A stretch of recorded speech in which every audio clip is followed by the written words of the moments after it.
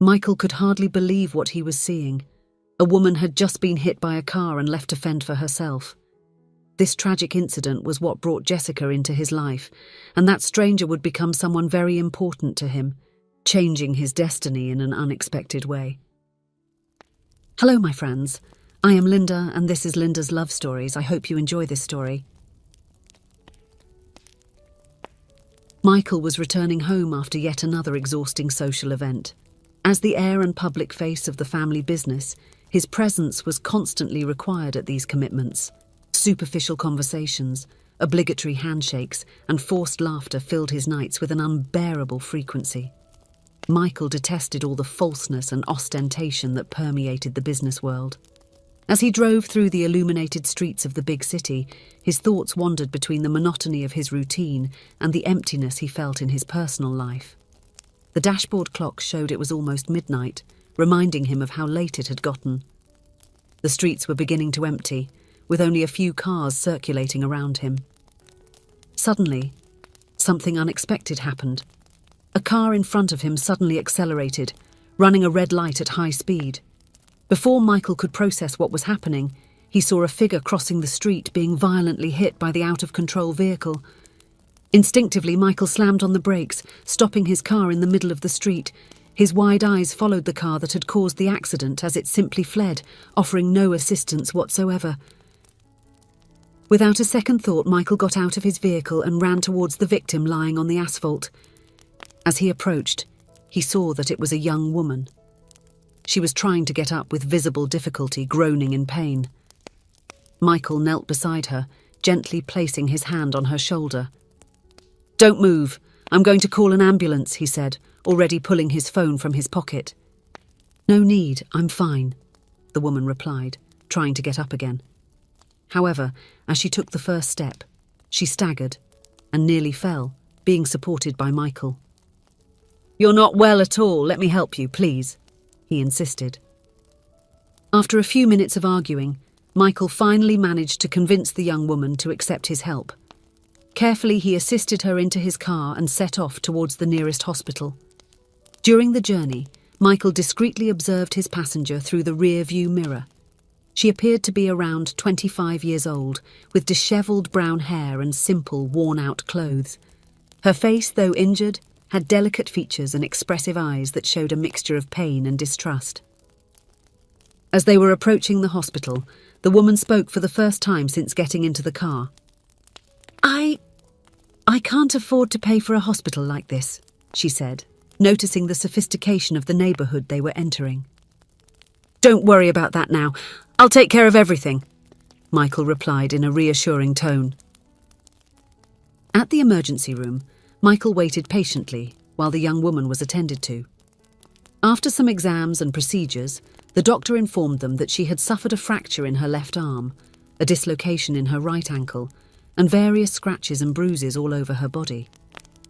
The arm was cast, and the ankle was immobilized. When she came out of the consultation room, Michael offered to take her home. It was then that the woman, who finally introduced herself as Jessica, revealed that she didn't have a fixed place to live. She alternated between sleeping at acquaintances' houses and on the city's streets. Faced with this information, Michael felt a pang in his chest. Without hesitation, he made a decision that would change the course of their lives. "Jessica, if you don't mind, I would like to offer my house so that you can recover properly," he proposed. Jessica looked at him with a mix of surprise and distrust. "Why would you do that for a stranger?" she asked. "Because it's the right thing to do," Michael replied simply. After some reluctance, Jessica accepted the offer. During the drive to Michael's house, a comfortable silence settled between them. Jessica observed the scenery through the window, while Michael pondered over the strange series of events that had led him to this situation. Upon arriving at Michael's house, Jessica couldn't contain a sigh of admiration. The house was imposing, with a classic architecture and well-tended gardens. Michael led her inside, aware of the awkwardness she seemed to feel. "Unfortunately, the guest room is a mess. I don't usually have visitors," he explained. "You can stay in my room tonight. I'll sleep on the couch in the living room." Jessica tried to protest, but Michael insisted. He took her to the master bedroom, showed her where the essential things were, and wished her a good night. As he settled down on the living room couch, Michael reflected on how his monotonous life had been suddenly stirred by this unexpected encounter. The following morning, Michael woke up to the sound of footsteps in the house. It was his housekeeper, Rita, arriving. Seeing Michael on the sofa, she furrowed her brow in confusion. "Mr. Michael, what are you doing sleeping here?" she asked. Michael briefly explained the situation, mentioning that there was a woman in his bedroom. Rita, a middle-aged woman who had worked for him for years, became visibly embarrassed. "Mr. Michael, you don't need to explain anything to me," she said, mistakenly interpreting the situation. "It's not what you're thinking, Rita," Michael quickly clarified. "I'm just helping someone who needed it. Now I need to go to work, but please, assist her with whatever she needs. She's hurt and probably weak. Oh, and if you could also tidy up the guest room, I would appreciate it." Rita nodded, still a little confused, but accepting her boss's explanation. Michael quickly got ready and left for another day of work. When Michael returned from work in the late afternoon, he was surprised by a sound he hadn't heard in his house for a long time: laughter. Following the sound, he found Jessica and Rita in the kitchen, engaged in a lively conversation. "Your friend is really very funny, Mr. Michael," Rita commented upon seeing him. "I hope she stays around for a while." Michael observed Jessica, who was smiling shyly. There was something about her, an infectious energy that seemed to light up the room.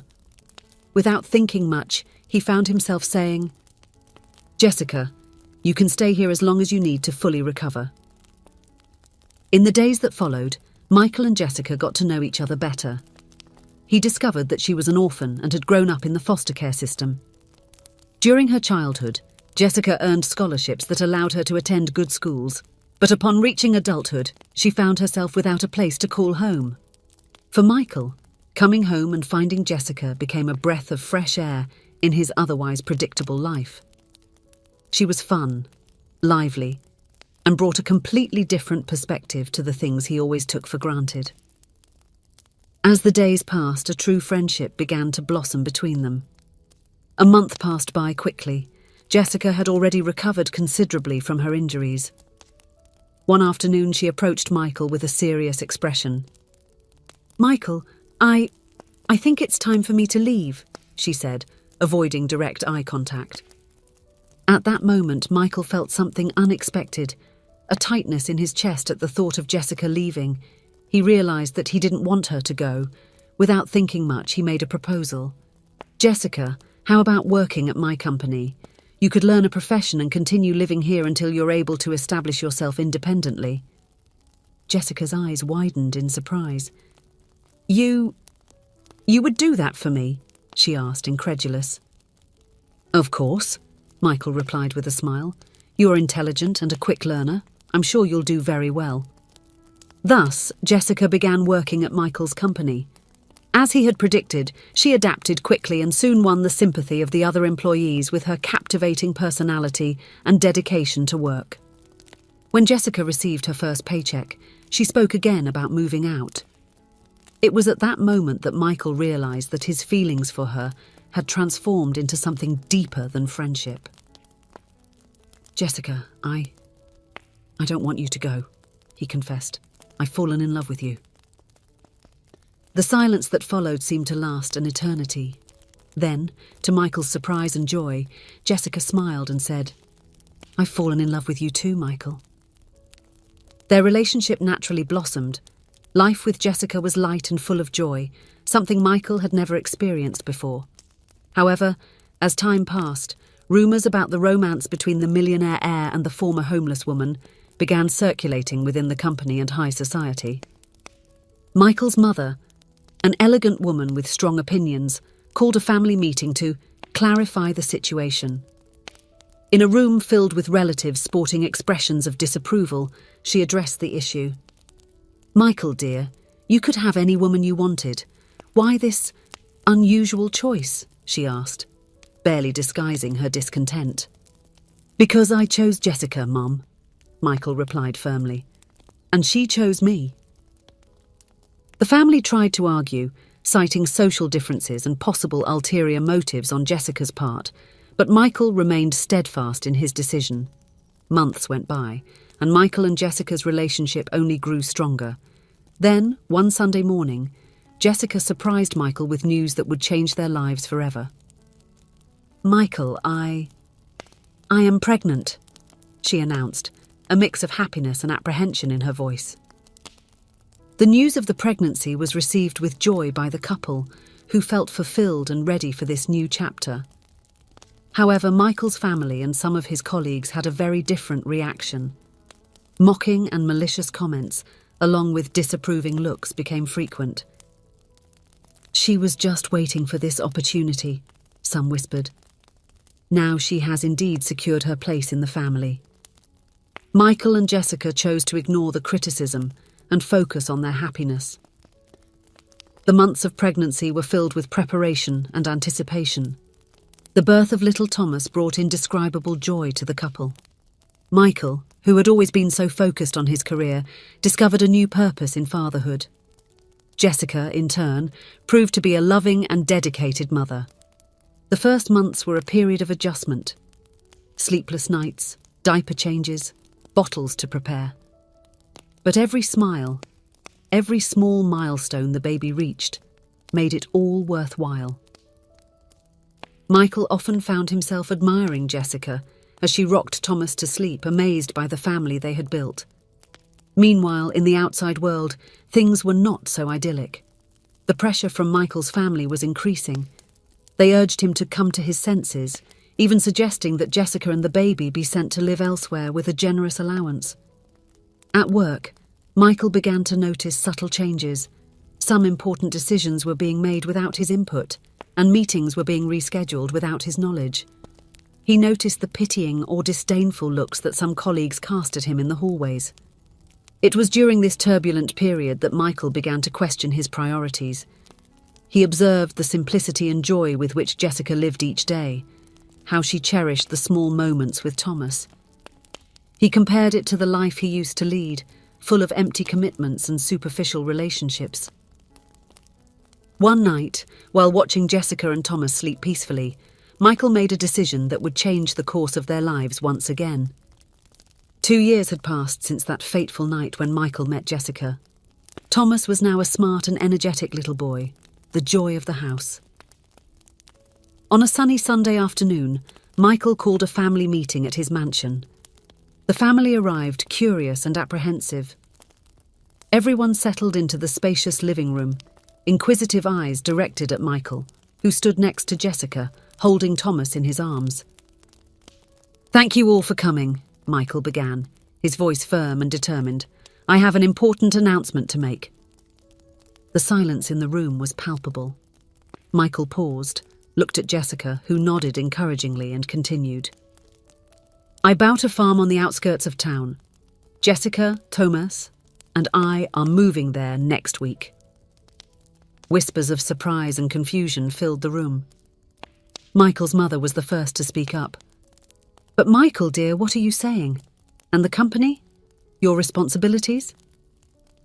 Michael smiled, a serene smile that no one there was used to seeing.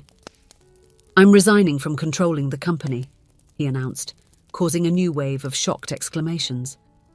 "I've sold my shares to the other shareholders. I only retain a small stake, but I won't have any active role in the business anymore." Michael's older brother, visibly upset, questioned, "Have you gone mad? Are you going to throw away everything our family has worked for over generations?" "No," Michael replied calmly. "I am choosing a life that makes me happy, a life with purpose and meaning." He turned to Jessica, taking her free hand while she held Thomas. "In the past 2 years, I've learned more about happiness and fulfillment than in my entire previous life." The room fell silent, everyone processing what they had just heard. Michael continued. "The farm we bought needs a lot of work. We're going to restore it, make it productive again. We want to raise Thomas in contact with nature, away from this incessant pursuit of status and power that dominates our lives here." He looked at each member of his family, his eyes conveying a mix of determination and hope. "I know it's difficult for you to understand now, but I hope one day you can visit us and see for yourselves the life we've chosen. You will always be welcome." Reactions varied. Some family members expressed disbelief, others were visibly irritated. But to Michael's surprise, his grandmother, a quiet lady who seldom spoke at these gatherings, stood up from her armchair and walked over to him. She looked at Michael, then at Jessica and Thomas, and smiled. "My dear," she said, her voice trembling with emotion, "you have finally found what is truly important. I am proud of you." Her words seemed to dissipate some of the tension in the room. Gradually, some family members approached to say their goodbyes, still confused but respecting Michael's decision. In the weeks that followed, Michael, Jessica and little Thomas moved to the farm. The property was old, with a main house that needed renovations and several sheds and structures that had long been unused. The work was hard but rewarding. Michael, who had never done manual labour in his life, found unexpected satisfaction in fixing fences, painting walls and tending the land. Jessica, with her creativity and energy, transformed the house into a welcoming and lively home. Thomas grew up strong and happy, running through the fields and playing with the animals that gradually populated the farm. His laughter echoed throughout the property, a melody that filled his parents' hearts with joy. At night, sitting on the porch, watching the sunset paint the sky with golden hues, Michael and Jessica reflected on the journey that had brought them there. From a casual meeting on a fateful night to a life they had never imagined, but now would not trade for anything. "Do you have any regrets?" Jessica asked once, her head resting on Michael's shoulder. He looked at her, at Thomas playing on the lawn, and at the vastness of the farm they now called home. "Not for a second," he replied, smiling. "Here, in this simplicity, I found everything I always sought without knowing."